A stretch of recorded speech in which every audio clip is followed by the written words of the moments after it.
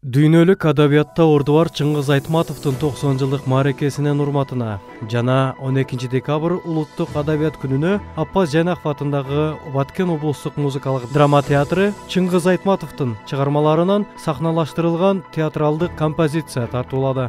Иш-чара тууралуу аталган театрдын көркөм жетекчиси Курманбек Ниязбеков буларга токтолду. Баткен облустук музыкалык драма театры бүгүн ушул көрүүчүлөргө Чыңгыз Айтматовдун чыгармаларынан куралган, театралдаштырылган композицияны спектакльде тартуу кылдык.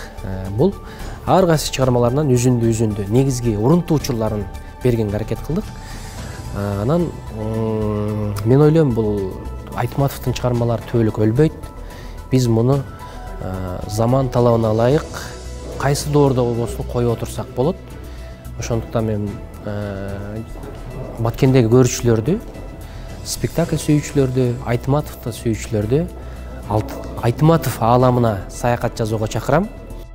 Бир гана спектакль менен чектелбестен адабият күнүнө облустук китепкана менен театр биргеликте китеп окуу, көркөм окуу боюнча да сынак уюштурушкан. Бул датанын тарыхы 2011 жылы 28 январда болгон Жогорку Кеңештин жыйынында улуттук адабият күнүн бекитүү тууралуу токтомдун долбоору талкууга коюлуп, анын жыйынтыгында 12 декабрь адабият күнү катары белгиленип турган болгон. Белгилүү жазуучу Чыңгыз Айтматовдун туулган күнү болгондуктан адабият күнү катары тандалып алынган. Мындай демилгени көтөрүп чыккан жазуучу, акын, экс-депутат Эгемберди Эрматов болгон.